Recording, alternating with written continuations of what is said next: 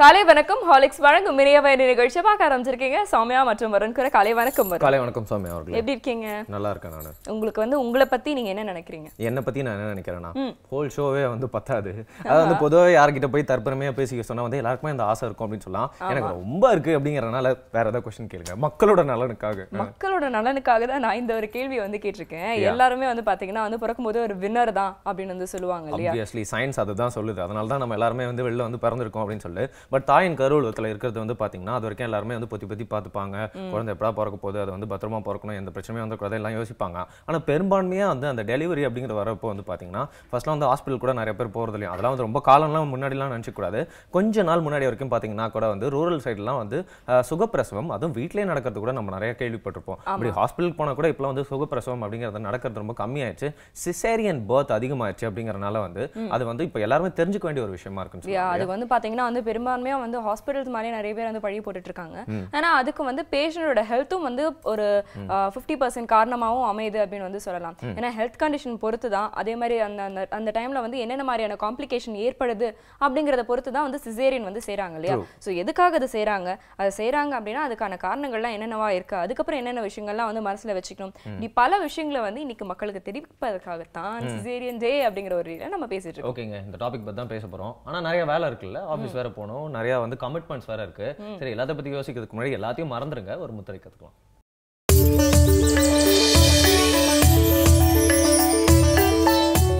வணக்கம். நலம்பெறும் முதிரைகள் மற்றும் விரல்களை மருத்துவர் வரிசையில் இன்றைக்கி நம்ம பார்க்க போகிறது தைராய்டு சுரப்பி கோளாறுக்கான ஒரு தீர்வு. ஆண்களாக இருந்தாலும் பெண்களாக இருந்தாலும் தைராய்டு சுரப்பி கோளாறுகளுக்கான தீர்வை கவனமாக குறித்து வச்சுக்கோங்க. இதில் மிகை தைராய்டாக இருந்தாலும் சரி, குறை தைராய்டாக இருந்தாலும் சரி, இந்த தீர்வை நம்ம பயன்படுத்துறதுக்கு தயங்காமல் முன்வர வேண்டும். இதில் முதல் முதிரை அப்படின்னு பார்த்திங்கன்னா சங்கு முதிரை நம்ம செய்யணும். இரண்டாவது முதிரை சுரப்பி சீர் முதிரை செய்யணும். மூன்றாவது சூரிய முதிரை செய்யணும். 3 முதிரைகளையும் நம்ம வரிசைப்படி எப்படி செய்யறதுன்னு இப்போ பார்ப்போம். முதல் முதிரை பார்த்திங்கன்னா சங்கு முதிரை. உங்களுடைய இடது உள்ளங்கையில் வலது கையினுடைய பெருவிரலை வைத்து இடது கையை இறுக்கமாக மூடிக்கங்க. வலது கையினுடைய ஆள்காட்டி விரலை கொண்டு இடது கையினுடைய பெருவிரல் நுனியில் இப்படி தொட்டு மற்ற 3 விரல்களையும் இப்படி பின்னாடி இப்படி வைங்க. கொஞ்சம் இறுக்கமான ஒரு அழுத்தம் கொடுங்க. இப்போ உங்களுடைய இடது உள்ளங்கையில் ஒரு துடிப்பு தெரியும். இந்த மாதிரி வந்துச்சுன்னா அந்த முதிரை வேலை செய்ய ஆரம்பிச்சிச்சுன்னு அர்த்தம். இது முதல் முதிரையாக செய்யணும். தைராய்டு சுரப்பி கோளாறுகளுக்கான இரண்டாவது முதிரை பார்த்திங்கன்னா சுரப்பி சீர் முதிரை. இது ஒரு அற்புதமான முதிரை. அதாவது இந்த விரல்களே மருத்துவர் அப்படின்றதில் நம்மளுடைய நாளமில்லா சுரப்பிகளை இயங்க செய்ய முடியும் அப்படின்றதுக்கு ஒரு அற்புதமான முதிரை இந்த முதிரை. இது எப்படி செய்யணும்னு பாருங்கள். 2 கைகளிலுமே இந்த 2 நடு விரல்கள் இருக்கு இல்லையா, நடு விரலும் மோதிர விரலையும் அப்படி மடித்து உள்ளங்கையில் நீங்கள் அப்படியே ஒரு அழுத்தத்தோடு வச்சுக்கணும். சுண்டு விரலையும் ஆள்காட்டி விரலையும் இந்த மடித்த 2 விரல்கள் மேலே வைக்கணும். பெருவிரலை கொண்டு இப்படி குறுக்க வைக்கணும். இது கொஞ்சம் கவனமாக பார்த்தீங்கன்னா எளிமையாக செய்யலாம். பாருங்கள், 2 விரல்களையும் இப்படி மடித்து தொடணும். இப்போ இந்த மேலே 2 விரலையும் இங்கே தொடணும். பெருவிரலை கொண்டு இப்படி வைக்கணும். இது இப்படி வச்சோடனே இப்போ உங்களுக்கு உள்ளங்கையில் ஒரு துடிப்பு தெரியும், பெருவிரல் வச்சுருக்கிற இடத்துல ஒரு துடிப்பு தெரியும், 2 விரல் நுனிகளும் தொட்டிருக்கிற இடத்துலையும் துடிப்பு தெரியும். அப்போது 1 2 3 4 இடத்துல உங்களுக்கு அந்த துடிப்பு தெரியும். இதை இப்படி வச்சுட்டு அந்த துடிப்பு தெரிய ஆரம்பிச்சிருச்சுன்னா உங்களுடைய சுரப்பிகள் எல்லாமே இயல்பான நிலைக்கு மாற ஆரம்பிச்சிடும். இது அற்புதமான முதிரை. இது சுரப்பி சீர் முதிரை. இரண்டாவது முதிரையாக இதை நீங்கள் செய்யணும். மூன்றாவது முதிரை பார்த்திங்கன்னா சூரிய முதிரை. உங்களுடைய மோதிர விரலை மடித்து உள்ளங்கையில் வைக்கிறீங்க, பெருவிரலை அது மேலே வச்சுக்கிறீங்க. இது மூன்றாவது முதிரை. மறுபடியும் ஒரு தடவை பாருங்கள். முதல்ல சங்கு முதிரை, முதல் 20 நிமிடம். இரண்டாவது சுரப்பி சீர் முதிரை, இது அடுத்த 2வது நிமிடம். அடுத்தது மூன்றாவது பார்த்திங்கன்னா சூரிய முதிரை, இது அடுத்து 20 நிமிடம். இப்படி 3 முதிரைகளையும் வருஷப்படி ஒன்றன் பின் ஒன்றாக செஞ்சு முடிச்சிருங்க. மூலிகை தீர்வு அப்படின்னு பார்த்திங்கன்னா கடல் பாசின்னு ஒன்று இருக்குது. இந்த கடல் பாசி எல்லா கடையிலையும் கிடைக்கும்.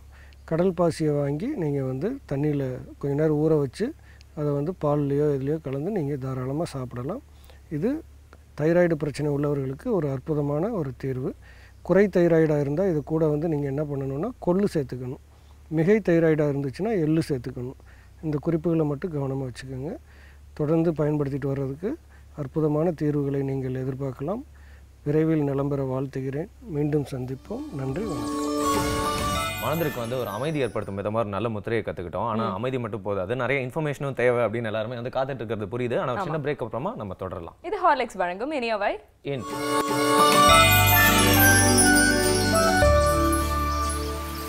Welcome back. ஹார்லிக்ஸ் வழங்கும் இனியவை என்ற நிகழ்ச்சியை திறந்து பார்த்துட்டு இருக்கீங்க. சௌமியா மற்றும் வருண் கூட என்னதான் கல் நெஞ்சக்காரர்களாக இருந்தாலும் ஒரு பர்டிகுலர் வீடியோ, அந்த வீடியோவை பார்த்தா யாராலுமே பார்த்தீங்கன்னா வந்து கண்ணில் வந்து தண்ணி வராமல் தடுக்கவே முடியாது. ஆமாங்க, அந்த வீடியோவை பார்த்து எனக்கு சிரிச்சு கண்ணில் இருந்து தண்ணியே வந்துச்சு. அவர் என்னமா காமெடி பண்ணிட்டாரு. ஹலோ தயவு செஞ்சு என்ன வந்து கான்ட்ரவர்சியில் வந்து சிக்க வச்சிடாதீங்க. நான் சொன்னது என்ன அப்படின்னா, ஒரு வீடியோ வந்து ரொம்ப வைரலாக வந்து போச்சு. அதாவது ஒரு பேஷண்ட் அவங்களுக்கு வந்து பார்த்தீங்கன்னா வந்து பிரெக்னன்சி டெலிவரியை வந்து அப்படியே ஃபோட்டோ எடுத்து வந்து போட்டிருந்தாங்க, வீடியோவும் எடுத்திருந்தாங்க. சிசேரியன் எப்படி பண்றாங்க அப்படிங்கிறது ஒரு பாதி வீடியோக்கு மேலே நிச்சயமா என்னால் வந்து பார்க்கவே முடியல. அதுக்கப்புறம் வந்து எங்கள் அம்மாட்ட போய் நீங்கள் இப்படி தான் வந்து இந்த வரியெல்லாம் பொறுத்துக்கிட்டீங்களோ அப்படின்னு தான் நான் கேட்டேன். நைஸ். அதாவது வந்து இந்த ஃபீலிங் எல்லாருக்கும் வரணும். நாங்கள் எப்படி பிறந்தோம் அப்படிங்கிறது கூட நிறைய பேர் தெரியாமல் இருக்காங்க. இதை நீங்கள் சொல்லும் போதே ஒரே கூஸ் பம்ப்ஸாக இருக்குது. எல்லாருமே போயிட்டு உங்களோட அம்மாவை வந்து மீட் பண்ணி இந்த விஷயத்துக்காக தேங்க் பண்ணுங்க. பட் டாக்டர்ஸ்க்கும் தேங்க் பண்ணணும் இல்லையா? பட் நம்ம டாக்டர் வந்து நம்மளுக்கு வேல்யூபிளான இன்ஃபர்மேஷன் ஏதோ கொடுக்கறதுக்காக வெயிட் பண்ணிட்டு இருக்காரு. அவர் என்ன சொல்றாருன்னு கேட்டு அவரையும் தேங்க் பண்ணலாம்.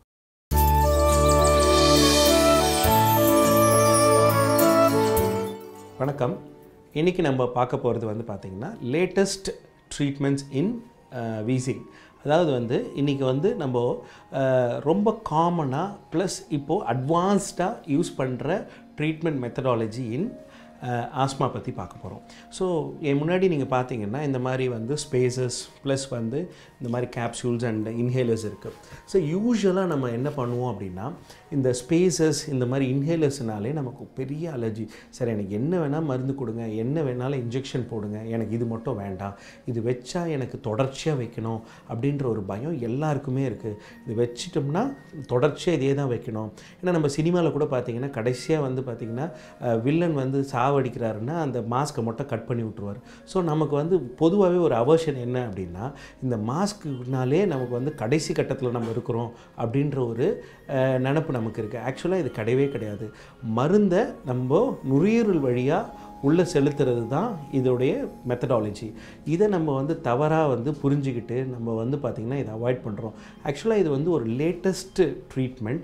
அதே நேரத்தில் இதனால் நமக்கு நிறைய ப்ளஸ்ஸு. யூஷுவலாக வந்து பார்த்திங்கன்னா இதனால் வந்து நமக்கு நிறைய அட்வான்டேஜ். இப்போ நீங்கள் ஃபார் அன் எக்ஸாம்பிள், இப்போ ஒரு லிவோலினோ அஸ்தலினோ ஒரு டேப்லெட்டாவோ சிரப்பாவோ நீங்கள் எடுக்கும்போது அந்த டேப்லெட்டை நீங்கள் நல்லா உத்து பார்த்தீங்கன்னா, அந்த சிரப்பில் பார்த்தீங்கன்னா அதோட டோஸ் பார்த்தீங்கன்னா மில்லிகிராம்ஸில் இருக்கும்.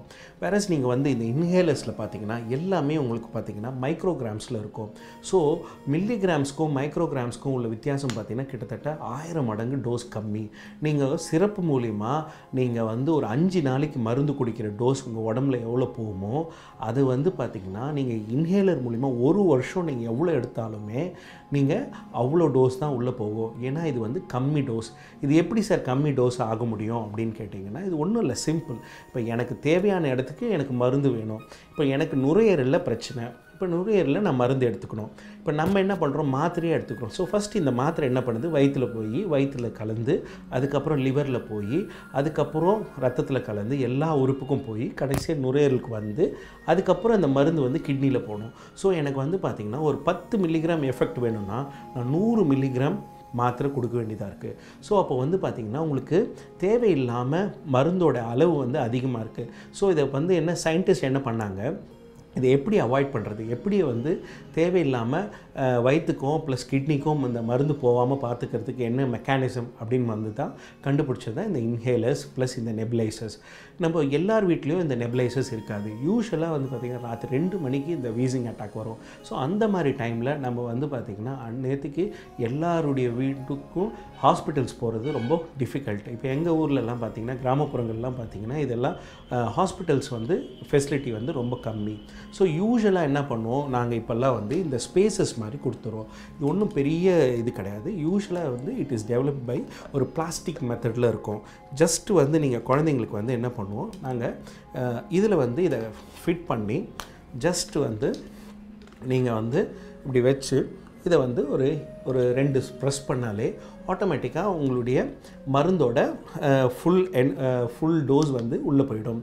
யூஸ்வலாக இந்த ஸ்பேசஸ் மூலிமா கொடுக்குறதும் டைரெக்டாக கொடுக்குறத விட என்ன சார் அட்வான்டேஜ் அப்படின்னு பார்த்தீங்கன்னா, உங்களுக்கு நீங்கள் டைரெக்டாக கொடுக்கும்போது நீங்கள் வந்து மருந்தை வந்து வெளியில் போகிறதுக்கு வாய்ப்பு இருக்குது. ஸோ இந்த ஸ்பேசஸ் மூலிமா கொடுக்கும்போது உங்களுக்கு மருந்து வந்து உங்களுக்கு நிறைய வந்து நுரையீரலில் போகிறதுக்கு வாய்ப்பு இருக்குது. ஸோ இந்த ஸ்பேசரில் பார்த்தீங்கன்னா இங்கே ஒரு மஞ்சள் கலரில் ஒரு இது மட்டும் இருக்கும், ஒரு ஸ்டாப்பர். சப்போஸ் நீங்கள் வாய் வழியாக அதை தள்ளினா கூட இந்த மருந்து வந்து பார்த்திங்கன்னா வெளியில் போகாது, திருப்பி உங்களுக்கே தான் வரும். இது குழந்தைங்களுக்கு கூட நம்ம ரொம்ப ஈஸியாக கன்வீனியண்ட்டாக யூஸ் பண்ணலாம். சார் நெபுலைசருக்கும் இதுக்கும் என்ன சார் வித்தியாசம் அப்படின்னீங்கன்னா, நெபுலைசருக்கும் இதுவும் வந்து பார்த்திங்கன்னா ஒரே மெக்கானிசம் தான். ப்ளஸ் நெபுலைசர்னால் நமக்கு வந்து கரண்ட் தேவைப்படும். அண்ட் இது வந்து பார்த்திங்கன்னா எல்லாராலையும் காமனாக யூஸ் பண்ணக்கூடிய ஒரு விஷயம். அண்ட் மோர் ஓவர் நெபுலைசரும் இதுவும் வந்து பார்த்திங்கன்னா பெரிய அட்வான்டேஜ் வந்து நெபுலைசருக்கெலாம் கிடையாது. ஸோ நீங்கள் அதில் ஒரு வாட்டி பண்ணுறதும் இதில் 4 பஃப் எடுக்கிறதும் ஒன்று தான். ஸோ இப்போ நீங்கள் ஸ்பேசர் யூஸ் பண்ணுறீங்க அப்படின்னா இது வந்து உங்களுக்கு பெரிய அட்வான்டேஜ். இதிலே வந்து பார்த்தோன்னா ஒரு எமர்ஜென்சி டைமில் இந்த ஸ்பேசர் யூஸ் பண்ணுறதுக்கு இன்ஹேலர்ஸ் இருக்குது. இப்போ லிவோலின், ஆஸ்தலின், இந்த சால்புட்டமால்லாம் வந்து பார்த்திங்கன்னா எமர்ஜென்சி டைமில் யூஸ் பண்ணுற மருந்துகள். அதை வந்து நம்ம தொடர்ச்சியாக பயன்படுத்த மாட்டோம். ஸோ அந்த இன்ஹேலர்ஸ் வந்து பார்த்திங்கன்னா எமர்ஜென்சி டைமில் ரொம்ப இருமல் வர டைமில் இந்த ஸ்பேசஸில் வச்சு 2 பஃப் அடித்தோம் அப்படின்னா உடனே ரிலீஃப் ஆகும். அப்படியும் உங்களுக்கு ரிலீஃப் ஆகும்னா இன்னும் 2 பஃப் அடிக்கலாம்.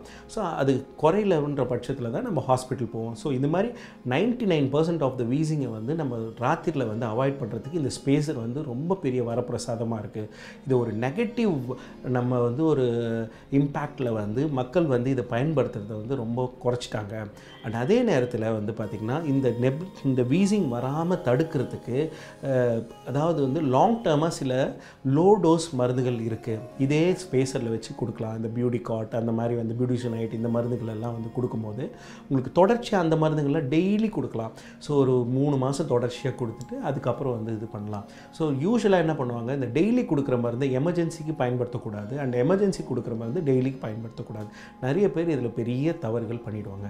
ஸோ இதை வந்து எப்படி யூஸ் பண்ணணும், எப்படி பண்ணணுன்றது வந்து உங்கள் டாக்டர்கிட்ட கேட்டு அண்ட் முறையாக வந்து இது எப்படி பயன்படுத்தணுன்ற டெக்னிக்கை வந்து நீங்கள் கற்றுக்கணும்.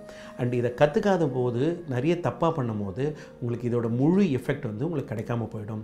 And one more thing is, உங்களுக்கு வந்து இதே வந்து கேப்சூல் ஃபார்ம்ஸ்லேயும் வருது. சில பேருக்கு வந்து இந்த இன்ஹேலர்ஸ் ரொம்ப எக்ஸ்பென்சிவாக ஃபீல் பண்ணுறாங்க அப்படின்னா இந்த கேப்சூல் ஃபார்ம்ஸில் இருக்குது. ஸோ இந்த கேப்சூல்ஸ் வந்து என்ன பண்ணுவாங்க அப்படின்னா இதில் இன்சர்ட் பண்ணிவிட்டு இதை வந்து க்ரஷ் பண்ணி நம்ம வாயில் வச்சு உரிகிற மாதிரி நம்ம எடுக்கலாம். ஸோ தட் உங்கள் மருந்து வந்து உள்ளே போயிடும். ஸோ இந்த மாதிரி வந்து இந்த ஸ்ட்ரெயிட்டாக இந்த இன்ஹலேஷன் ரூட்டில் நம்ம நிறைய மருந்துகள் எடுத்துக்கும் போது ஸோ நமக்கு எந்த வித பக்க விளைவுகளும் இல்லாமல் உங்களுக்கு எந்த ப்ராப்ளமும் இல்லாமல் லோவர் டோஸ் மருந்து, அதுவும் நுரையீரலுக்கு தேவையான மருந்துகள் போகுது. ஸோ நம்ம மாத்திரைகளோ இன்ஜெக்ஷன்ஸோ போட வேண்டிய அவசியமே கிடையாது. ஸோ இதெல்லாம் வந்து ஓல்டர் டெக்னிக்ஸ். இந்த இன்ஜெக்ஷன்ஸ், இந்த மாத்திரையெல்லாம் வெறும் நெபுலைசர் அண்ட் ஸ்பேசர்ஸ் தான் வந்து ஃபாரின் கண்ட்ரீஸ் மற்ற அட்வான்ஸ் கண்ட்ரீஸ்லாம் யூஸ் பண்ணுறாங்க. இதை வந்து ஒரு நெகட்டிவ் இம்பேக்டில் நம்ம வந்து இதை பயன்படுத்தாமல் விடக்கூடாது. இது நமக்கு இந்த நம்ம பாப்புலேஷன் கிடச்சிது ஒரு மிகப்பெரிய வரப்பிரசாதம். இதை யாரும் எந்த ஒரு பயம் இல்லாமல் இதை பயன்படுத்தலாம். இதனால் எந்த வித பக்க விளைவுகளும் இல்லை. ஸோ இதை பற்றின ஒரு பயம் இல்லைன்னா நம்ம வீசிங்கை பற்றி கவலைப்பட வேண்டிய அவசியமே கிடையாது.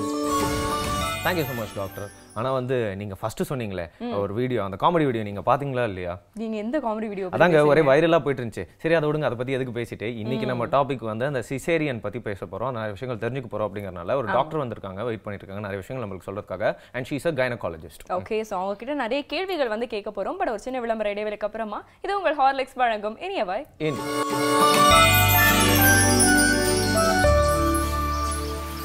Welcome back. ஹார்லிக்ஸ் வழங்கும் இனியவாய் என்ற நிகழ்ச்சியை தொடர்ந்து பார்த்துட்டு இருக்கீங்க சௌமியா மற்றும் வருண் கூட. ஸோ வருண், இன்னைக்கு வந்து சிசேரியன் டே அப்படிங்கிற ஒரு டே பற்றி தான் வந்து பேசிட்டு இருக்கோம். இன்ஃபேக்ட் எல்லா பெண்களுக்கும் இது பற்றின ஒரு சர்டன் அமௌண்ட் ஆஃப் நாலேஜ் அது வந்து நிச்சயமாக இருக்கணும் அப்படிங்கிறத வலியுறுத்தி தான் இன்னைக்கு நம்ம இதை பற்றி பேசுகிறோம். பெண்கள் ஆண்களுக்கும் அதை பார்த்தீங்கன்னா தகப்பன்மார்களுக்கும் இதை பற்றி வந்து ஒரு பேசிக் டீட்டெயிலாக தெரிஞ்சால் தான் வந்து பார்த்தீங்கன்னா அந்த டைமில் எப்படி ஹேண்டில் பண்ணுறது, அந்த சிச்சுவேஷன் எப்படி ரியாக்ட் பண்ணுறது அப்படிங்கிறத பற்றி எல்லாருமே வந்து தெளிவாக தெரிஞ்சுக்கலாம். அப்படிங்கிறனால சிசேரியன் டே அப்படிங்கிறனால இதை பற்றி நிறைய விஷயங்கள் பேசுறதுக்காக டாக்டர் அமுதா ஆரி அவர்கள் வந்திருக்காங்க. மிக்க நன்றி மேம் வந்ததுக்கு. Thank you so much ma'am. Ma'am, first வந்து எல்லாருமே வந்து இந்த ஒரு கேள்வி தான் வந்து கேட்பாங்க, அதாவது சிசேரியன் பெட்டரா இல்லை நார்மல் டெலிவரி பெட்டரா அப்படின்னு. நீங்கள் என்ன மேம் சொல்வீங்க? அதாவது இதுவே வந்து கேள்வியே வந்து இங்கே தவறுன்னு நான் நினைக்கிறேன். அதாவது எப்படின்னா சிசேரியன் பெட்டரா நார்மல் டெலிவரி பெட்டரான்றதே வந்து கேள்வி கிடையாது. எது தேவை அந்த நேரத்துக்கு, பிரசவ நேரத்திற்கு ஒரு தாயும் ஒரு சேயும் வந்து அவங்க பாதுகாப்பா இருக்கிறதுக்கு, சேஃப்டின்னு சொல்றோம் இல்லையா, அவர்களுடைய உடல் நலம் பாதுகாப்பாக இருப்பதற்கு எந்த முறையான பிரசவம் தேவைன்னு தான் நம்ம பார்க்கணும். சோ இது தேவையை பொறுத்த விஷயம் வர உங்களுக்கு பிடிக்குதா, இது நல்லதா, இட் இஸ் நாட் லைக் மற்ற ஒரு விஷயத்த மாதிரி கிடையாது.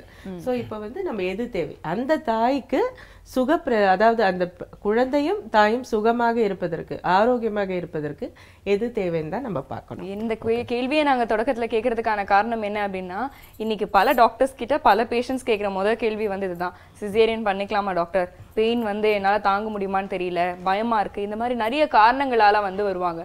ஸோ நீங்களுமே வந்து நிறைய எக்ஸ்பீரியன்ஸ் பண்ணியிருப்பீங்க இல்லையா, ஸோ அந்த மாதிரி வரவங்க கிட்ட வந்து நீங்க என்ன சொல்லுவீங்க டாக்டர்? இது வந்து ஆக்சுவலாக இது ரொம்ப உண்மை, நீங்க சொன்னது வந்து ஒரு உண்மையான ஒரு வார்த்தை. அதாவது ஒரு பேஷண்ட் வந்து அவங்க வந்து இப்போ கர்ப்பம் தரிச்சிருக்காங்க, இன்னைக்கு தான் நம்ம அதை கன்ஃபார்ம் பண்றோம்னா, முதல்ல அந்த பெண் வந்து எனக்கு நார்மல் டெலிவரி ஆகுமா இல்லை எனக்கு சிசேரியன், நான் சொல்லுவோம் இது வந்து போக போக இது நிறைய விஷயத்தை பொறுத்த விஷயம். அதாவது என்னன்னா, இப்போ ஒரு மருத்துவரோ இல்ல அந்த தாயோ யாருமே உடனே இதுதான் அப்படின்னு வந்து தீர்மானிக்கவே முடியாது. ஏன்னா ஒரு பிரசவம் என்பது ஒரு சில விஷயங்கள் சேர்ந்து நடக்கக்கூடிய ஒரு கோர்வையாக நடக்கக்கூடிய ஒரு சம்பவம். இப்ப நீங்க பிரசவம் சிம்பிளா பார்த்துப்போம், பிரசவம் எடுத்தா தாய்க்கு வலி எடுக்கணும், அப்ப வந்து அந்த கர்ப்பப்பை சுருங்கி விரியுது, அதனாலதான் அந்த வலி எடுக்குது. உள்ளே இருக்கக்கூடிய குழந்தையின் பொசிஷன் சொல்றாங்க இல்லையா, தலை எங்க இருக்கு, காலு, அது வந்து சரியாக இருக்க வேண்டும், தலை கீழே சரியாக பொருந்தி இருக்க வேண்டும். அப்ப அதனோட movement according to the pain, அந்த வலி வர வர அந்த குழந்தையின் தலை மூவ்மெண்ட்ஸ் வந்து அதனுடைய அசைவுகள் சரியாக இருக்க வேண்டும். அப்ப கர்ப்பப்பை வாய் என்று சொல்லக்கூடிய சர்விக்ஸ் சொல்றாங்க இல்லையா, அது படிப்படியாக சரியான நிலைக்கு திறக்க வேண்டும். இது மூன்றும் ஒரு செயின் ரியாக்ஷன் மாதிரி கரெக்டா நடக்கணும். அப்படி நடக்கக்கூடிய இதுல வந்து ஆகக்கூடிய ஒரு சம்பவம் தான் வந்து பிரசவம்.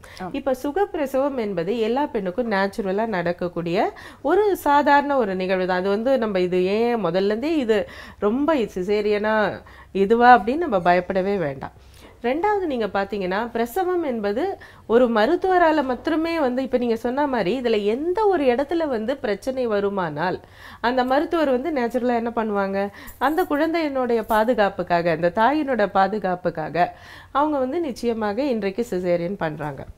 ஆனால் இப்ப இந்த சிசேரியன் வந்து நிறைய பேர் என்ன சொல்றாங்க, இப்ப ரொம்ப அதிகமான எண்ணிக்கையில சிசேரியன் பண்றாங்க. முதல்ல எல்லாம் எங்க பாட்டினா எல்லாரும் நார்மல் டெலிவரி தான் பண்ணாங்க. இப்ப பாத்தீங்கன்னா மருத்துவர் அவர்களுடைய ஒரு அவசரத்திற்காக சீக்கிரம் சிசேரியன் பண்ணிடுறாங்கன்ற ஒரு பரவலான ஒரு எண்ணம் இருக்கு. இது தவறு. எப்படி நான் சொல்றேன் அப்படின்னு பாத்தீங்கன்னா, இப்ப எங்க பாட்டி எடுத்துங்க, உண்மையாக நடந்தது. இப்பதான் எங்க பாட்டிக்கு வந்து ஒரு 7 குழந்தை, அதுல 3 பேர் தான் உயிரோட இருந்தாங்க. ஆனா யாராவது அன்றைக்கு ஒரு கேள்வி கேட்டிருப்பாங்களா?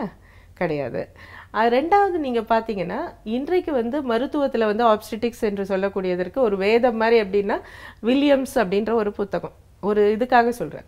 அதுல வந்து முதல்ல ஆயுத கேஸ்லாம் சொல்லுவாங்க, அதுவும் நீங்க கேள்விப்பட்டிருப்பீங்க. ஒரு தலை ஏதாவது ஒரு இடத்துல வந்து நின்றுடுச்சு, அது வந்து திரும்ப மாட்டேங்குதுன்னா ஒரு சின்ன ஆயுதத்தை யூஸ் பண்ணி அதை திருப்பி வெளியே கொண்டு வர்றது தான் அந்த ஆயுதம் போட்டு, அதாவது ஃபோர்செப்ஸ்.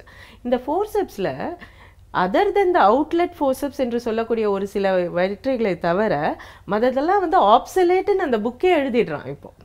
ஏன்னா எந்த வந்து அதிகமாக ஃபோர்செப்ஸை வந்து நம்ம கொஞ்சம் அதிகமான ஒரு ப்ரெஷர் கொடுத்தா கூட பின்னால் அந்த குழந்தைக்கு அந்த வளர்ச்சி கம்மியாக, இந்த மென்டல் ரிட்டார்டேஷன் சொல்றாங்களே, இதெல்லாம் வரக்கூடிய அந்த பிராணவாயு குறைவாக போவதால் வரக்கூடிய பிரச்சனைகள், அங்க வந்து சின்ன ப்ளீடிங்கால் வரக்கூடிய, ஸோ இந்த மாதிரியான காம்ப்ளிகேஷன்ஸ் எல்லாம் இப்ப நம்ம பொறுத்துப்போமா? நிச்சயமாக மாட்டோம். ஸோ இதெல்லாம் இப்போ அன்அக்செப்டபிள் காம்ப்ளிகேஷன்ஸ்.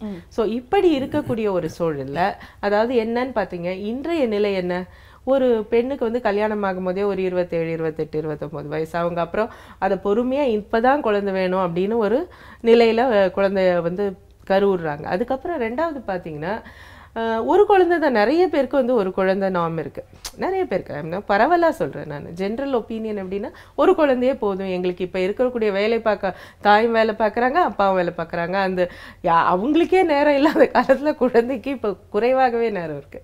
ஸோ அப்படி இருக்கும்போது ஒரு குழந்தை கொண்டு பெற்றுக்கிறாங்க. அந்த நேரத்துல இந்த குழந்தைக்கு ஒரு பிரச்சனைன்னா, இன்றைக்கு மெடிக்கல் லிட்டிகேஷன்ன்றது வந்து ஒரு பெரிய பிரச்சனை. ஸோ பாதுகாப்பு, ஒரு மருத்துவர் என்ன பண்றாங்க, பாதுகாப்பு, அந்த அவங்களுடைய பேஷண்ட்டாக இருக்கக்கூடிய அந்த தாய்க்கு பாதுகாப்பு, சேய்க்கு பாதுகாப்பு, ஸோ 2 உயிருக்கு பாதுகாப்பு அந்த நேரத்தில். ஸோ அதை நோக்கித்தான் வந்து நம்மளுடைய முடிவுகள் மாறிக்கொண்டே இருக்கும். அது சுகப்பிரசவமானாலும் சரி, அது சிசேரியன் ஆனாலும் சரி, அது ஆயுத கேஸ்ன்னு சொல்றாங்க இல்லையா, forceps delivery or vacuum delivery எதுவா இருந்தாலும் அந்த நேரத்திற்குரிய தேவையை பொறுத்து தான் இருக்கே ஒழிய நிச்சயமா அது வந்து அவர்களுக்கு என்ன வேணும்ன்றதை பொறுத்து கிடையாது. ஓகே. ஆனால் நம்ம வந்து கல்ச்சரலி ரொம்ப திக் கண்ட்ரி அப்படிங்கிறனால பார்த்தீங்கன்னா நிறைய பேர் குழந்தை பிறந்தோன்னு குழந்தை முகத்தை பார்க்கறதுக்கு முன்னாடி நேரத்தை தான் பார்க்குறாங்க. ஜாதகம் அதெல்லாம் ரொம்ப நம்புறாங்க. அது மட்டும் இல்லாமல் பார்த்தீங்கன்னா உயரம் குறைவாக இருந்தால் கூட அவங்களுக்கு சிசேரியன் அதிகமாக வரதுக்கு வாய்ப்பு இருக்குன்னு பரவலாக பேசிக்கிறாங்க. இந்த மாதிரி இதை சார்ந்து உள்ள மூட நம்பிக்கைகள்லாம் என்ன இருக்குது, அதை நீங்கள் நிறைய பார்த்துருப்பீங்க, அதை பற்றி எங்க கொடுங்க. அப்போ உயரம் குறைந்த பெண்ணுக்கு வந்து சிசேரியன் ஆகிறது வந்து சயின்டிஃபிக் ரீசன் இருக்கு. ஓகே. இப்போ குறைவான இப்போ ரொம்ப ஒல்லியா இருக்கிறாங்க இல்ல உயரம் கம்மியா இருக்காங்கன்னா அவங்களுடைய இடுப்பு எலும்பு குறுகல் வந்து குறுகலா இருக்கும். ஓகே. குறுகலா இருக்கக்கூடிய இடுப்பு எலும்புல அந்த குழந்தையின் தலை திரும்பறதுக்கான ஒரு வாய்ப்புகள் கொஞ்சம் குறைவாக இருக்கும். கெஃபலோபெல்விக் டிஸ்ப்ரொபோர்ஷன் அப்படின்னு சொல்றாங்க. கெஃபலோனா அந்த குழந்தையினுடைய தலைக்கும் அந்த பெல்விஸ்க்கும் இருக்கக்கூடிய டிஸ்டன்ஸ் வந்து சரியாக இருக்காது. சோ அப்படி இருக்கும்போது நிச்சயமாக திரும்பாது அப்படின்னு தெரிஞ்ச பிறகு எதற்கு அந்த பெண்ணை தேவையில்லாத ஒரு பிரச்சனைக்கு நம்ம உட்படுத்தணும் இல்லையா? சோ அது சொல்றது வந்து சயின்ஸ். இப்ப நேரம் வேணும் அப்படின்னு சொல்றது வந்து அது ஒரு ஃபேமிலியில் நீங்கள் பார்த்தீங்கன்னா இந்த பிரசவம் கர்ப்பகாலம் பிரசவம் இதெல்லாம் வந்து ஒரு பெண்ணை சார்ந்த விஷயம் மாத்திரமே கிடையாது. அந்த மொத்த குடும்பத்தையும் சார்ந்த விஷயம். இதை முடிவு எடுக்கிறதுன்னு பார்த்தா கடைசியில யார் முடிவு எடுக்கிறாங்கன்னு பார்த்தா அந்த பெண்ணா இருப்பாங்க. அவங்க கணவன், அவங்க அம்மா அப்பாவாக இருக்கலாம், மாமனார் மாமியாராக இருக்கலாம், இல்ல குடும்பத்தை சார்ந்தவர்களாக இருக்கலாம். எல்லாருமே சேர்ந்து எடுத்துக்கூடிய ஒரு முடிவாக இருக்கும். நிறைய நேரம் பார்த்தீங்கன்னா அந்த பெண் அண்டர் ப்ரெஷர் சரின்னு சொல்லுவாங்க. ஸோ அதனால இது இருக்கு, இந்த நடைமுறையில் இருக்கு. இந்த மாதிரி ஒரு ரெக்வெஸ்ட் எல்லாம் நிறைய தடவை வந்து கேட்குறாங்க. அதாவது இந்த நேரம் நல்ல நேரம். நம்ம அதை வந்து முடிந்த அளவுக்கு நம்ம கவுன்சிலிங் தான் கொடுக்குறோம். இது வந்து நீங்க என்னதான் சொன்னாலும் அந்த நேரம் கூட மாறக்கூடிய வாய்ப்புகள் இருக்கு. அதனால இது வந்து நீங்க இந்த நேரத்தை இல்லாமல் இது இந்த நேச்சுரல் டெலிவரிக்கு நீங்க ட்ரை பண்ணணும் அப்படின்னு முடிஞ்ச அளவுக்கு நம்ம கவுன்சிலிங் கொடுக்குறோம். ஓகே. அதுக்கப்புறம் வந்து அவர்களுடைய முடிவும் சார்ந்து இருக்கு. இதுல இயற்கையோட கையில தான் வந்து மொத்த விஷயங்களுமே அடங்கி இருக்கு அப்படிங்கிறது தான் வந்து ஒரு பிராக்டிகலான விஷயம் தான் மேம். ஆனா வந்து பாத்தீங்கன்னா நீங்க தொடக்கத்துல வந்து சொல்லியிருந்தீங்க, இப்போ சிசேரியன் ஆகிறதுக்கு வந்து ஒரு சில காரணங்கள் வந்து இருக்கும் பொழுது அந்த நேரத்துக்கு ஏற்ற தேவை என்னவா இருக்கோ அப்போ வந்து சிசேரியன் வந்து பண்ணப்படும் அப்படிங்கிற மாதிரி சொன்னீங்க. என்னென்ன காரணங்களுக்கு ரொம்ப பிரதானமா வந்து சிசேரியன் ஆப்ரேஷன்ஸை வந்து நீங்க வந்து மேற்கொள்றீங்க? அண்ட் இப்போ ஒருத்தர் வந்து கருவுற்று இருக்கிறாங்க, 3வது மாசத்துல அவங்களுக்கு வந்து தெரிய வருதுன்னா அவங்க அப்போத்துல இருந்து வந்து டெலிவரி டைம் வரைக்கும் என்னென்ன விஷயங்கள்லாம் வந்து செஞ்சுட்டு வந்தா முடிந்தவரை நார்மல் டெலிவரிக்கு அவங்களுக்கு வந்து சான்சஸ் இருக்குன்னு சொல்லுங்க. முதல்ல வந்து இன்றைய காலகட்டத்துல வந்து நீங்க முதல்ல இருந்தே ஒரு பிரசவம் என்பது நிச்சயமாக எப்படி வந்து என்ன சொல்றது, இது ஒரு கருவுற்ற ஒரு பெண் வந்து அதனுடைய முடிவு வந்து பிரசவம். சோ நிச்சயமாக இது நம்ம நடக்க போகுதுன்னு தெரியும். சோ பிரசவம் என்றால் என்ன, அதற்கு எப்படியெல்லாம் தன்னை தயார்படுத்திக் கொள்ள வேண்டும். ஆனா இன்னைக்கு வந்து சூழல் ரொம்ப நல்லாவே ஒரு நல்ல சூழல்னு நான் சொல்லுவேன். ஒரு 10 வருடத்துக்கு முன்னால பாத்தீங்கன்னா ஒரு மருத்துவர் வந்து அவ்வளவு தூரம் அவங்களுக்கு வந்து மற்ற விஷயங்களை பேசுவது கிடையாது மருத்துவம் இல்லாம. ஆனா இன்றைக்கு பாத்தீங்கன்னா மூச்சு பயிற்சி, லெமேஸ் கிளாஸஸ், நேச்சுரல் டெலிவரி, அதாவது இந்த சுகப்பிரசவம் ஆவதற்கான என்னென்ன முறைகள், என்னென்ன உணவுகள் சாப்பிட வேண்டும் அப்படின்னு மருத்துவர்களும் சொல்றாங்க, பிசியோதெரபிஸ்ட் சொல்றாங்க, இந்த பர்திங் அசிஸ்டன்ட் சொல்றாங்க. அப்புறம் நிறைய இன்னைக்கு அசிஸ்டன்ட் அந்த காம்ப்ளிமெண்டரியா சுற்றி இருக்கக்கூடிய சப்போர்ட்டிவ் தெரப்பி வெகுவாக வளர்ந்திருக்கிறது. அதனால அவங்க எந்த ஒரு முயற்சி வேணா அவங்க ட்ரை பண்ணலாம். முக்கியமா 2வது அந்த செகண்ட் ட்ரைமெஸ்டர் என்று சொல்லக்கூடிய அந்த 4-5 மாதத்துல இருந்தே சில நேரம் வந்து சில பயிற்சிகள்லாம் கொடுக்குறாங்க. 2வது பாத்தீங்கன்னா பிரசவத்துல போது நம்ம தன்னை எப்படி, அதாவது பிரசவம் என்றால் என்னன்னு தெரிஞ்சிருச்சுன்னு வச்சுங்க. அப்புறம் 2வது அவங்க குழந்தை அந்த ஹஸ்பண்டையும் கூட இருக்கிறவும் அலோவ் பண்றாங்க. ஸோ இப்படி இருக்கும்போது ஒரு சரியான சூழலை இப்போ உருவாக்கி கொடுக்குறாங்க. இது வந்து நம்ம கண்ட்ரியில் இப்போ நல்லாவே நடந்துட்டு இருக்கு. அதே மாதிரி வலி இல்லாமல் இருப்பதற்கு எபிடியூரல் அனஸ்தீசியா போன்ற மருத்துவ ரீதியான உபகரண சப்போர்ட்டிவ் தெரப்பியும் கொடுக்குறாங்க. இது எல்லாமே இருக்கக்கூடிய ஒரு சூழல்ல அந்த பெண் மாத்திரம் நினைச்சு கரெக்டா அவங்க கோஆப்ரேட் பண்ணாங்கன்னா எல்லாம் ஒரு 10 பெண் எடுத்தீங்கன்னா மேக்சிமம் வந்து நேச்சுரல் டெலிவரி ஆகிறதுக்கான வாய்ப்புகள் இருக்கு. ஆனா மருத்துவ ரீதியாகவே, அதாவது ஆப்ஸ்டெட்டிக் காசஸ் ஃபார் சிசேரியன் அப்படின்னு சொல்லுவாங்க. ஒரு உதாரணத்திற்காக அதிகமான எடையுள்ள ஒரு குழந்தை, ஒரு 3-7-4 கிலோ இருக்கக்கூடிய குழந்தை சில நேரம் வந்து வெளியே வருவதற்கான பிரச்சனைகள் இருக்கலாம். இல்ல தேதி அவங்களுக்கு வந்து 15 கொடுத்துருக்காங்க, ஆனா அதை தேதி தள்ளி போயிடுச்சு, ஆனா வலியே வரல. அப்படி என்ற சூழல் கூட அவங்க வந்து வலி வர்றதற்கான மருந்துகளும் கொடுத்துட்டோம், ஆனா வலி வரல. அதாவது எப்படி பார்க்க வேண்டும் இதை என்றால், ஒரு குழந்தையும் தாயும் ஆரோக்கியமாக இருப்பதற்கு, சேஃபாக இருப்பதற்கு எந்த முறையான பிரசவம் இந்த பெண்ணிற்கு தேவை. It's a very very personalised, ரொம்ப கஸ்டமைஸ்டு டிசிஷன். அவர்களுக்கு இந்த நிலையில் இந்த காரணத்திற்கு எது தேவை, பொதுவா ஒரு ஃபார்முலா வச்சிட முடியாது, முடியவே முடியாது. ஓகே, அப்படி இருக்கிறப்போ வந்து இந்த சிசேரியன் பண்ணிட்டு அதுக்கப்புறம் அவங்க லைஃப்ல அப்புறம் ஒரு கட்டத்துலையும் ஒரு பாதிப்பை வந்து சந்திக்க நேரிடுது அப்படின்னு வந்து பரவாயில்ல சொல்றாங்க மேம். ஸோ என்ன மாதிரியான பாதிப்புகள்லாம் அவங்களுக்கு ஏற்படுது, அதுக்கான காரணம் என்ன, அதுல இருந்து மீண்டு வரணும் முழுசா அப்படின்னா அவங்க என்ன பண்ணணும்? இதுவும் திருப்பி வந்து ஒரு தவறான ஒரு கருத்து, பரவலாக இருக்கக்கூடிய ஒரு தவறான கருத்து. அதாவது முதல்ல பார்த்தீங்கன்னா ஒரு சிசேரியன் என்பது ஒரு பெரிய அறுவை சிகிச்சை, ஒரு 10 நாள்லாம் ஹாஸ்பிட்டலில் வச்சுருப்பாங்க. நான் வந்து 20-25 வருஷம் நான் சொல்கிறேன். ஆனால் இன்றைக்கு தேதிக்கு நம்மளுடைய நவீன மயக்க மருந்துக்கு கொடுக்க வேண்டிய அந்த ஒரு நவீனமான சிகிச்சை இருக்குது.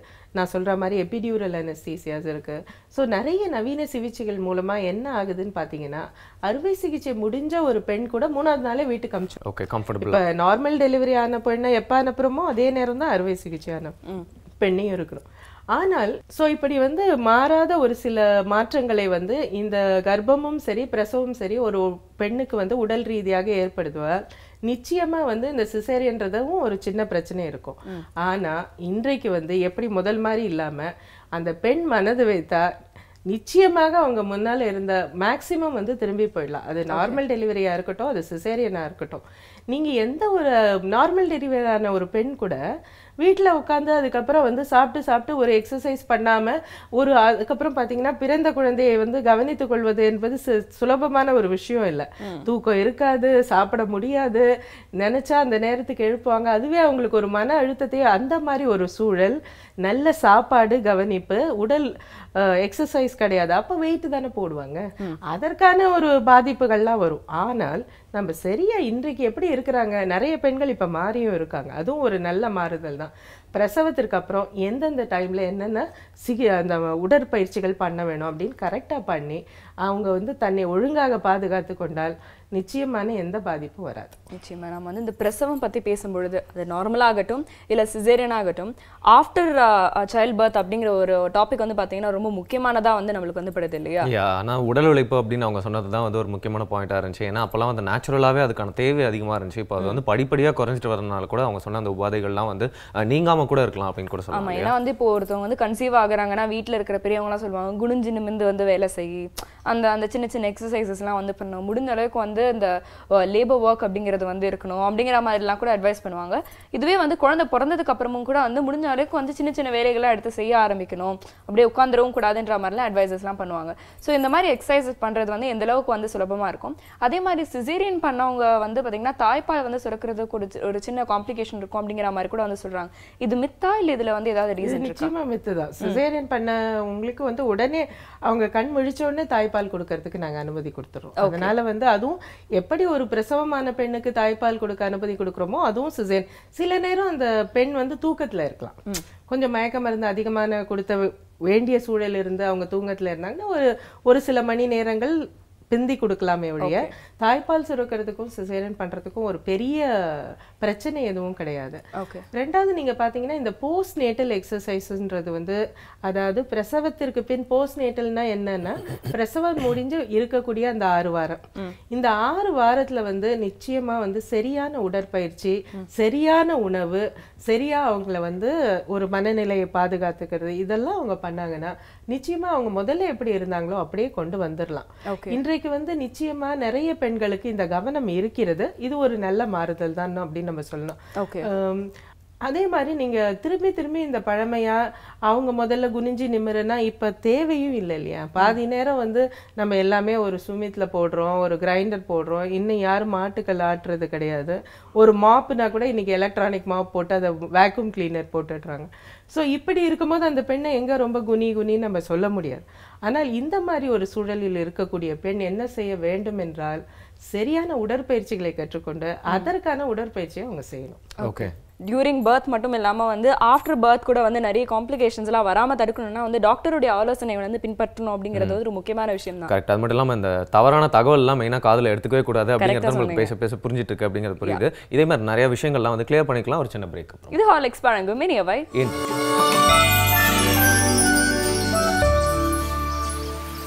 Welcome back again. ஹார்லிக்ஸ் வழங்கும் இனிய ஒரு நிகழ்ச்சியை தொடர்ந்து பார்த்துட்டு இருக்கீங்க. சிசேரியன் டே அப்படிங்கிறனால சிசேரியன் பர்த் பற்றி நிறைய விஷயங்கள் தெரிஞ்சுட்டு இருக்கோம். அதுக்கப்புறம் மட்டும் இல்லாமல் அந்த குழந்தையை பற்றி மட்டுமே எல்லாருமே பொதுவாக கான்சன்ட்ரேட்டடாக கொஸ்டின்ஸ்லாம் கேட்பாங்க. ஆனால் அந்த தாயை பற்றி நிறைய விஷயங்கள் கேட்டு தெரிஞ்சுக்கணும் அப்படிங்கிறனால வந்து எல்லாரோட தரப்பில் இருக்க சந்தேகமும் கேட்டுட்டு இருக்கோம் சொல்லலாம் இல்லையா? தொடர்ந்து பேசலாம் மேம். அதே மாதிரி ஒரு குற்றச்சாட்டும் இருக்குது, ஒரு ஒப்பீனியனும் இருக்குது. கண்டிப்பாக அதை பற்றி நீங்கள் வந்து கேள்விப்படாமல் இருந்திருக்க மாட்டீங்க. நேஷன் வைட் பார்த்தீங்கன்னா எடுத்த புள்ளி விவரத்தில் வந்து எல்லா மருத்துவமனையிலும் வந்து அதிகமாக வந்து சுகப்பிரசவத்தோட அதாவது நார்மல் டெலிவரியோட சிசேரியன் தான் அதிகமாக பண்ணப்படுறதா வந்து சொல்கிறாங்க. அண்ட் இதுக்கான காரணமும் என்ன ஒரு ஒப்பீனியன் சொல்கிறாங்க அப்படின்னு பார்த்தீங்கன்னா அதுக்கு வந்து ஃபீஸ் அதிகம் கம்பேரிட்டிவ்லி அப்படின்னு சொல்கிறாங்க. இந்த ஒரு ஒப்பீனியனை பற்றி உங்களோட கருத்து என்ன மேம்? இது வந்து பரவலாக இருக்கிற ஒரு கருத்து தான். ஆனால் மிக தவறான கருத்து. ஏன் சொல்கிறேன்னா, இன்றைக்கு வந்து நிறைய மருத்துவர் வந்து சுகப்பிரசவமும் நார்மல் டெலிவரி சேர்ந்து தான் சார்ஜஸ் வாங்குறாங்க. அப்படி ஒன்றும் பெரிய வித்தியாசமா வாங்குறது இல்லை. அது ரெண்டாவது வந்து நீங்க பாத்தீங்கன்னா சுகப்பிரசவத்துக்கு வந்து முக்கியமான காரணம் என்ன அப்படின்னு பாத்தீங்கன்னா அந்த பெண் தான். அவங்களுடைய கோஆபரேஷன் எவ்வளவு இருக்கு, அவங்க அதை பத்தி எப்படி புரிஞ்சுக்கிறாங்க. இப்போ வந்து ஒரு பெண்ணுக்கு நல்ல வலி வருது, ஆனாலும் அவங்க வந்து ஒரே வேண்டவே வேண்டாம், என்னால வலி தாங்கவே முடியாதுன்னு வாங்க. உடனே அம்மா வந்து ரெக்கமெண்டேஷன் வருவாங்க, மாமியார் ரெக்கமெண்டேஷனுக்கு வருவாங்க. ஐயோ என் பொண்ணு இதுக்கு மேல தாங்க மாட்டாங்க, ரொம்ப கஷ்டப்படுறாங்க, சிசேரியனாவது பண்ணி செய்திருங்க. இப்படியெல்லாம் சொல்லும்போது நாங்கள் நிறைய நேரம் வந்து வேண்டாம், கொஞ்சம் நேரம் பாருங்க, நிச்சயமாக சுகப்பிரசவமான பிறகு உங்கள் மாறுதல் வரும் அப்படின்லாம் சொல்கிறோம். ஸோ இந்த பிரசவத்தை அது சுகமாக ஆக்க வேண்டும் என்றால் அதற்கான முதல் காரணம் பெண். அதுக்கு ரெண்டாவது காரணம் தான் மருத்துவர்னு சொல்வேனே ஒழிய முதல் காரணம் பெண் தான். அவங்க மேக்சிமம் கோஆபரேட் பண்றாங்க, அவங்களுக்கு அதை பத்தி நல்ல புரிதல் இருக்கு, நல்ல வந்து வெயிட் பண்றாங்க. ஆனா மருத்துவ ரீதியா எந்த பிரச்சனையும் இல்லை. அப்கோர்ஸ் அது இருக்கவே இருக்கு. அந்த பேக்ரவுண்ட்ல வந்து அந்த மருத்துவ ரீதியான பிரச்சனையே இருக்கும்னா அவங்க வந்து அந்த ஒப்பீனியன் அவங்க எடுத்துப்பாங்க. அப்படி இல்லாத பட்சத்தில், மருத்துவ ரீதியாக எந்த பிரச்சனையும் இல்லாத பட்சத்தில் அந்த சுகப்பிரசவமாவதற்கு முக்கியமான காரணம் அந்த பெண்ணா தான் இருக்க முடியும். சோ அதனால இது வந்து என்ன பண்றது, இது என்ன சொல்றது, இது இன்னும் சொல்ல போனா இப்படி எடுத்துப்பேன். ஒரு இன்றைக்கு வந்து ஒரு 29-30 வயதுக்கு மேல ரொம்ப நாள் வேண்டாம் அப்படின்னு இருந்து இப்ப சடனா கன்சீவ் ஆகிற ஒரு சூழல்ல ஒரே ஒரு குழந்தை தான் இருக்க போகுதுன்ற காலகட்டத்துல நிறைய பிரஷர். ஸோ அந்த அளவுக்கு வந்து நார்மல் டெலிவரின்றது வந்து கொடுக்கும் பொழுது ஆல்ரெடி நிறைய ஹை ரிஸ்க் பிரெக்னன்சி இருக்கும். ஏஜ் வைஸ் அந்த மாதிரி இதை ஒரே குழந்தை அந்த மாதிரி நிறைய ப்ரெஷஸ் பிரெக்னன்சி இல்லை கன்சீவ்ட் ஆஃப்டர் இன்ஃபர்டிலிட்டி இந்த மாதிரி இது அவர்களுக்கு குழந்தையின்மைக்கான மருத்துவத்துக்கு எடுத்துட்டு அப்புறம் அவங்க ஆன பிரசவம் அந்த கர்ப்பம் இந்த மாதிரி நிறைய ப்ரெஷர் இருக்கும்போது நேச்சுரலி சேஃப்டிக்காக ஒரு சில நேரம் வந்து மருத்துவர் பண்றாங்க. திருப்பி நான் வந்து முதல்ல சொன்ன அதே ஸ்டேட்மெண்ட்டுக்கு போறேன். முதல்ல வந்து ஒரு 10 பிரசவம் ஆச்சுன்னா 3-4 சுகப்பிரசவமா இருக்கும், 4-3 வந்து ஆயுத கேஸா இருக்கும், திருப்பி இந்த 2-3 சிசேரியனா இருக்கும். ஆனால் இன்றைக்கு வந்து அந்த ஆயுதம் என்று சொல்லக்கூடிய அந்த இன்ஸ்ட்ருமெண்டல் டெலிவரியை வந்து ரொம்ப பேர் விருப்பப்படுறதும் இல்லை, மருத்துவ ரீதியாகவும் ரொம்ப தேவையான நேரத்தை வழியா அதை பண்றது கிடையாது. அப்படி இருக்கும் பொழுது அந்த கேஸும் இப்ப சிசேரியனா தான் மாறக்கூடிய வாய்ப்புகள் நிறைய இருக்கு. ஸோ இதையெல்லாம் நம்ம இது பண்ணி பார்த்தோம்னா நிச்சயம் கொஞ்சம் அந்த ஹையர் சைட் தான். ஏன்னா high risk our lifestyle நம்மளுடைய வாழ்க்கை முறையே வந்து மாறி இருக்கும் பொழுது அதற்கான மருத்துவம் ஓரளவுக்கு மாறி தான் ஆகணும்.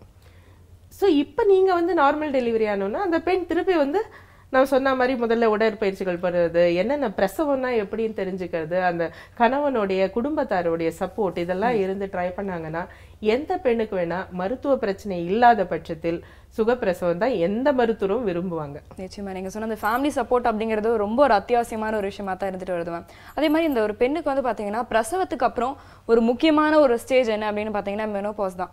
ஏன்னா அந்த கட்டத்துல மறுபடியும் ஒரு சைக்கலாஜிக்கலி அண்ட் பிசிக்கலி நிறைய மாறுதல்களை வந்து அவங்க வந்து சந்திக்க நேரிடுது. ஒரு சிசேரியன் பண்ண பெண்ணுக்கு வந்து பாத்தீங்கன்னா இந்த மெனோபாஸ் டைம்ல ஏதாவது மாறுதல்கள் வந்து ஏற்படுமா, ஏதாவது காம்ப்ளிகேஷன்ஸ் ஏற்படுமா? அது மெனோபாஸ் போது எல்லாருக்கும் பிரச்சனைகள் ஏற்பட வாய்ப்பு இருக்கு. அதுக்கு சிசேரியன் பண்றதாலையும் பண்ணாததாலையும் எந்த விதமான இது அதை அஃபெக்ட் பண்ணாது, அது நிச்சயமாக அஃபெக்ட் பண்ணாது. இதுவும் திருப்பி நீங்க பாத்தீங்கன்னா ஒரு மித்து தான். அதாவது சிசேரியன் அப்படின்றது வந்து பிரசவத்திற்கு ஆன ஒரு தேவையான ஒரு முறை. அதற்கப்புறம் அவங்க எப்படி வெளிக்கொண்டு வருவாங்கன்றது அந்த பெண்ணுகிட்ட தான் இருக்கு. போஸ்ட் நேட்டல் எக்ஸசைஸ் செய்யறாங்க, சரியா சாப்பிடுறாங்க, திருப்பி அவங்க வந்து ஃபிட் ஆகிறாங்க, அவங்களோட ஆக்டிவிட்டி கரெக்டா வச்சிருக்காங்க.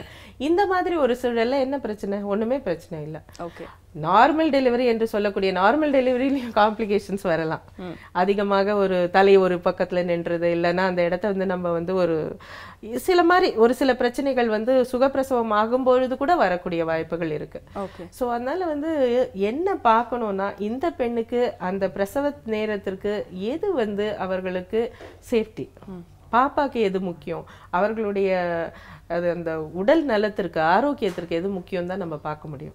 ஓகே, இப்படி இருக்கிறப்போ வந்து பெண் தான் வந்து மெயின் அப்படின்னு நீங்கள் சொல்றீங்க. அவங்க தான் வந்து ஒரு பெரிய பங்காற்றுறாங்க அப்படின்னு சொல்றீங்க. அது மட்டும் இல்லாமல் அவங்கள சுற்றி இருக்கவங்களும் வந்து நிறைய இன்ஃப்ளூயன்ஸ் பண்ணுறாங்கன்னு சொல்லலாம் எல்லா விஷயத்துலையும். ஸோ அவங்க சுற்றி இருக்கவங்களாம் தெரிஞ்சுக்க வேண்டிய விஷயங்கள் என்ன? பொதுவாக நீங்கள் சொன்ன மாதிரி இந்த அம்மாவாக இருக்கட்டும், இல்லை மாமியாராக இருக்கட்டும், இல்லை அவங்க ஹஸ்பண்டாக இருக்கட்டும், அவங்களாம் வந்து அவங்களுக்கு பண்ண வேண்டியது என்ன, கான்ட்ரிபியூட் பண்ண வேண்டியது என்ன அப்படின்னு சொல்லுவாங்க. முதல்ல வந்து அவங்கள வந்து என்ன சொல்றது, ஒரு சப்போர்ட்டிவ் என்வாயன்மெண்ட் கொண்டு வரணும். இப்போ சுகப்பிரசவம் ஆகணும் அப்படின்னு அந்த பெண்ணுக்கு நினைச்சாங்கன்னா அவங்க எக்ஸசைஸ் பண்ணணுமா நீ அந்த மாதிரின்னு சொல்றத வந்து இதை தான் பண்ணு அதை தான் பண்ணுன்னு அவங்கள வெறுப்பு படுத்தாம அவர்களுக்கு வேண்டிய உடற்பயிற்சி எதற்காக கொடுக்குறாங்க அப்படின்ற மாதிரி உடற்பயிற்சிக்கு அவங்கள கூட்டு வருது. பிளஸ் இன்னைக்கு தேதியில வந்து பிரசவத்தின் போது கணவன் இருக்கிறதே ஒரு சப்போர்ட் தான். முதல்ல எல்லாம் யாரையும் உள்ள அலோவ் பண்ண மாட்டாங்க, ஒரு பெரிய பயம் அந்த மாதிரி எல்லாம் இருக்கும். இப்ப அப்படி கிடையாது. எல்லா நேரத்திலையும் பிரசவம் ஆகக்கூடிய காலகட்டத்துல கூட கணவனை கூட உட்காந்து கை பிடிச்சுக்கோங்க அப்படின்னு தான் சொல்றோம். ஏன்னா அவங்களுக்கு வந்து ஒரு மனநிலையிலயும் சரி உடல்நிலையிலயும் ஒரு சப்போர்ட்டிவா இருக்கும் அப்படின்றது. இரண்டாவது வந்து ப்ரெஷர் போடக்கூடாது. இந்த நேரத்துல இந்த நாள்ல இது அமாவாசை குழந்தை பிறக்க கூடாது, இதெல்லாம் எப்படி தெரியும்? ஒரு சுகப்பிரசவம் வேண்டும் என்ற பெண்ணிற்கு எப்ப வலி வரும்னு யாரும் நிர்ணயம், அதாவது நம்ம வந்து ஒரு என்ன சொல்றது, ஒரு கெஸ் பண்ணலாமே ஒழிய ஒரு டேட் கொடுக்கலாமே ஒழிய அந்த டேட்ல தான் நடக்குமா இல்ல அதுக்கு முன்னால் நடக்குமா பின்னால் நடக்குமான்னு தெரியவே தெரியாது. யாரும் கடவுள் கிடையாது.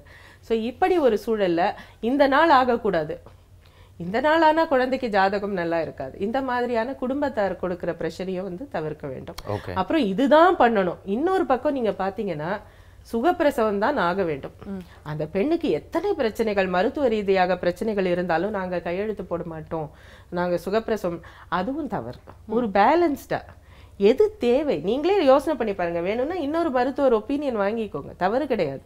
ஆனா எது தேவையோ அதை சார்ந்தே நம் முடிவுகள் இருக்க வேண்டும். பேலன்ஸ்டா இருக்கணும். அதனுடைய அந்த முடிவு எதற்காக எடுக்கிறாங்களோ அது அந்த ஆரோக்கியம் சம்பந்தப்பட்டதாகவும் பேலன்ஸ்டாகவும் இருக்கணுமே ஒழிய இவங்களுக்கு அது வேணும் அவங்களுக்கு இது வேணும்னு நம்ம செய்யக்கூடாது. ஓகே, ஆனால் சொல்றப்போ வந்து பார்த்தீங்கன்னா அந்த லேமேன் டேர்ம்ஸ்லாம் வந்து ஹாஸ்பிட்டலில் இருக்கிறப்போ பிறகு தெரியறதுக்கு வாய்ப்பு இல்லை. மட்டும் இல்லாமல் இந்த சுச்சுவேஷனில் வந்து பார்த்தீங்கன்னா மைண்டும் வந்து ரொம்ப கிளியராக ஒர்க் ஆகும்னு சொல்ல முடியாது அப்படின்னு சொல்லலாம். ஸோ அப்படி இருக்கிறப்போ நிறைய விஷயங்கள் பேசிக்காக தெரிஞ்சு வச்சுக்கிறது தான் நல்லது அப்படின்னு நினைக்கிறேன் இல்லையா?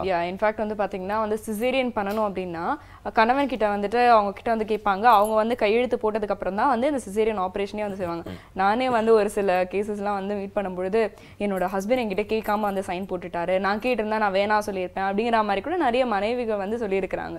ஸோ இந்த மாதிரி ஒரு சுச்சுவேஷன்ல ஒரு கணவனாகட்டும் மனைவி ஆகட்டும் சிசேரியன் வந்து இந்த காரணத்துக்காகலாம் வந்து பண்ணலாம், இதுக்கு வந்து நம்ம கையெழுத்து போடலாம் அப்படின்னு அந்த ஒரு கான்ஃபிடன்ஸ் வரதுக்காக அவங்க சில விஷயங்களும் வந்து பேசிக்கா தெரிஞ்சுக்கணும் தான். திருப்பி நீங்க தவறா தான் இதை வந்து ஃபோக்கஸ் பண்றீங்க. அதாவது எப்படின்னா நீங்க வேணுமா வேணாமான்றத வந்து அந்த பெண்ணோ கணவனோ முடிவு செய்ய முடியாதுமா. அதாவது இது எதற்காக செய்துக்கிறாங்கன்னு புரிஞ்சுக்க முடியும். புரிஞ்சுக்கிறதுன்றது வேற, முடிவு பண்றதுன்னு வேற.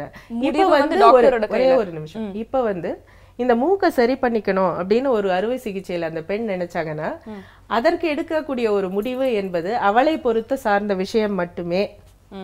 ஆனால் ஒரு பிரசவத்தின் போது அந்த குழந்தை வந்து இங்க மாட்டிட்டு இருக்குன்னா ஓரளவுக்கு புரிவதற்கு தான் நம்ம சொல்ல முடியும்.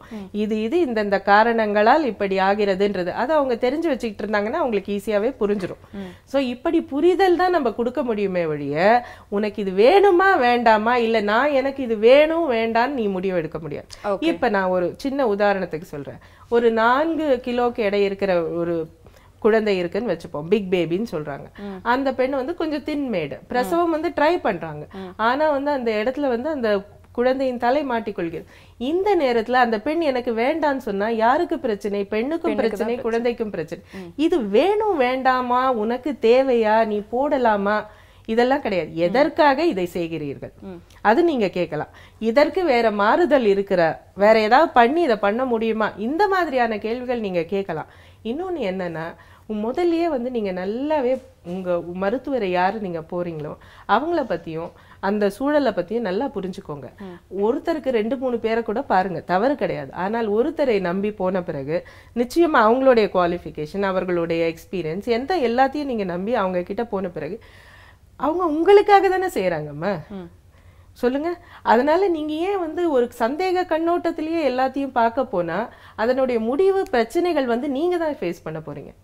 லிட்டிகேஷனா வேணா ஒரு மருத்துவர் ஃபேஸ் பண்ணலாமே ஒழிய உடல் ரீதியாக பிரச்சனைகளை அந்த பெண்ணோ அந்த குழந்தையோ தான் ஃபேஸ் பண்ண போறாங்க. இப்போ நான் இன்னொரு இதுவும் சொல்றேன். இப்போ குழந்தை வந்து பிறக்க கஷ்டமா இருக்கு, நிச்சயமாக அறுவை சிகிச்சை செய்ய வேண்டும் அப்படின்னு மருத்துவர் கேட்கும்போது இல்ல வேண்டாம் செய்யக்கூடாதுன்றாங்க. அவங்க ட்ரை பண்றாங்க திருப்பியும் வந்து கேக்குறாங்க இல்ல வேண்டாம் நாங்க இன்னுமே ஒரு 4-5 இன்னும் காம்ப்ளிகேட் ஆயிட்டே தான் இல்ல அவங்களுக்கு எதுக்காகன்னு கேட்கலாம், தவறு கிடையாது. எந்த நேரத்துல வேணா உங்களுக்கு ஏன் பண்றாங்க அப்படின்றத கிளியர் கட் நீங்க வந்து தேவையான எத்தனை விவரங்களையும் வாங்க. ஆனா முடிவு எடுப்பதற்கான உங்களுக்கு அந்த எக்ஸ்பர்டைஸ் எப்படி இருக்கும் ஒரு லே பர்சனுக்கு? எதற்காக நீங்க மருத்துவர்கிட்ட போறீங்க? அப்ப அந்த எக்ஸ்பர்டைஸ் அவங்களுக்கு கொடுக்கணும். அவங்க அந்த முடிவை உங்களுக்காக எடுத்து உங்கள் ஆரோக்கியத்தை பாதுகாக்க வேண்டும் தானே போறீங்க. அப்புறம் அவங்க முடிவை ஏன் எடுக்கிறாங்கன்னு நீங்க புரிஞ்சுக்கலாமே ஒழிய முடிவு எடுப்பதற்கு நீங்க ஆரம்பிச்சீங்கன்னா அப்புறம் எப்படி அது? நிச்சயமா தாயும் செய்யும் நலம் அப்படின்னா அது வந்து டாக்டரோட கையில தான் இருக்கு அப்படிங்கறதையும் வந்து புரிஞ்சுக்க ஆரம்பிக்கணும் அப்படின்னு நினைக்கிறேன். சம்டைம்ஸ் இந்த டிலே பண்ணிட்டு இந்த முடிவு வந்து இவங்க வந்து கையில எடுக்கும்போது தான் வந்து நிறைய காம்ப்ளிகேஷனும் வர ஆரம்பிக்குது. எல்லாத்துக்கும் எனக்கு முன்ன பின்ன எக்ஸ்பீரியன்ஸ் இல்லப்பா, அதனால எனக்கு தெரியாம போயிடுச்சுன்னு சொல்ல முடியாது. எல்லாருமே வாழ்க்கையில முதல் வாட்டி இதை சந்திக்கக்கூடிய சூழ்நிலையில தெரிஞ்சுக்க வேண்டிய விஷயங்கள்லாம் வந்து கேட்டிருக்கோம். அண்ட் இந்த மாதிரி ஒரு சிச்சுவேஷன்ல நிறைய பேர் வந்து கேட்க முடியாத கொஸ்டின்ஸ்லாம் கூட நாங்க சந்தேகமா உங்ககிட்ட கேட்டிருக்கோம். அதுக்கெல்லாம் நீங்க வந்து இது சரி இது தவறுன்னு சொல்லிட்டு எங்களுக்கு தெளிய வச்சீங்க அப்படின்னு கூட சொல்லலாம். அப்படி சொல்ல போனா ஒரு பிரச்சனை என்று வர வரைக்கும் பிரச்சனை கிடையாது. அதாவது ஆரோக்கியத்தை பொறுத்த வரைக்கும் ஒரு பிரசவத்தின் போது ஒரு குழந்தைய வந்து ஏதோ ஒரு காரணத்திற்காக இறந்து விடுதுன்னு சொல்லுங்க. அந்த நேரம் வந்து நான் ஒரு 2 மணி நேரம் இதை வேண்டான்னு சொன்னதால தான் எடுத்துக்கிட்டேன். அப்ப என்ன சொல்லுவாங்க?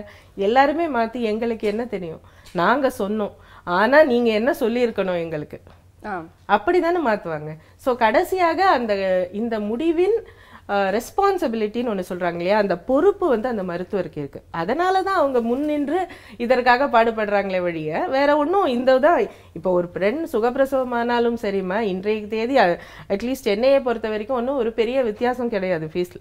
இதுக்கு 50,000 ரூபாய்னா அதுக்கு 60,000 ரூபாய் ஆக போகுது, அவ்வளோதானே ஒழிய ரொம்ப பெரிய வித்தியாசம் கிடையாது. அதனால வந்து ஒரு மருத்துவராக இருக்கிறவங்க வந்து இதுதான் வேணும்னு அவங்களுக்கு வேணும்னு எதுவுமே செய்யறது கிடையாது.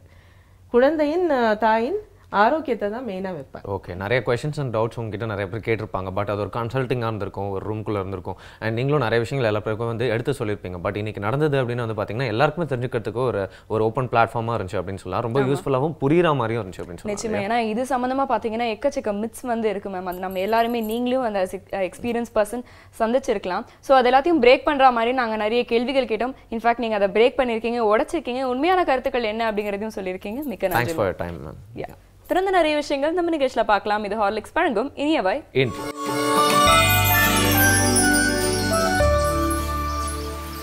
Welcome back. ஹார்லிக்ஸ் வழங்கும் இனியவை நிகழ்ச்சியை தொடர்ந்து பார்த்துட்டு இருக்கீங்க. இந்த காலை வேளையில உங்க கூட பேசிட்டு இருக்கிறது சௌமியா மற்றும் வருண். ஸோ நிறைய விஷயங்களை வந்து இன்னைக்கு மித் பிரேக்கிங் மாதிரி தான் இருந்தது அப்படின்னு வந்து சொல்லலாம். ஏன்னா வந்து நிறைய பேர் பயப்படுவாங்க, சிசேரியன் அப்படின்னாலே வந்து பயப்படுவாங்க. காரணம் என்ன அப்படின்னா அது பற்றின நிறைய தகவல்கள் அவங்களுக்கு தெரியாதனால தான். எனக்கு டாக்டர் வந்து நிறைய விஷயங்களை வந்து புரியும்படி விளக்கி சொன்னாங்க இல்லையா. தவறான தகவலும் நிறைய பேர் சொல்லிடுறாங்க அப்படிங்கிற விஷயம் தெரிஞ்சுக்கிட்டோம். பட் பாத்தீங்கன்னா வந்து குழந்தைங்களுக்கு இப்போ வந்து குழந்தை பிறக்கிறத பத்தி நிறைய விஷயங்கள் பேசணும். பிறந்த குழந்தைக்கு வந்து நன்னெறிகள்லாம் சொல்லிக் கொடுத்து வளர்க்கறது வந்து வாழ்க்கையில நிறைய விஷயங்களை வந்து நல்லதா பின்னாடி ரிஃப்ளெக்ட் பண்றதை நம்மளால பார்க்க முடியும். பட் அந்த நன்னெறி சொல்றதுக்கும் ஒரு தகுதியான ஒரு பர்சன் இருந்தால் தான் வந்து கரெக்டாக குழந்தைங்களுக்கு புரியுற மாதிரி சொல்லலாம் அப்படின்னு கூட எடுத்துக்கலாம். பிறக்க போகிற குழந்தைங்களை பற்றி நிறைய விஷயங்கள் தெரிஞ்சிட்டோம். பட் பிறந்த குழந்தைங்களுக்கு நிறையா வந்து நன்னெறிகள்லாம் சொல்றதுக்காக சில பீப்புள் தான் இருக்காங்க. ரொம்ப ப்ரெஷியஸான வேர்ட்ஸ்லாம் அவங்க கிட்ட இருந்து வரதை நம்ம பார்த்துருக்கோம். அப்படிதான் வந்து வளர்ந்த குழந்தைங்களுக்காக நன்னெறிகள் சொல்றதுக்காக வந்திருக்காரு இரேன் பயோஸ் சார். பார்க்கலாம்.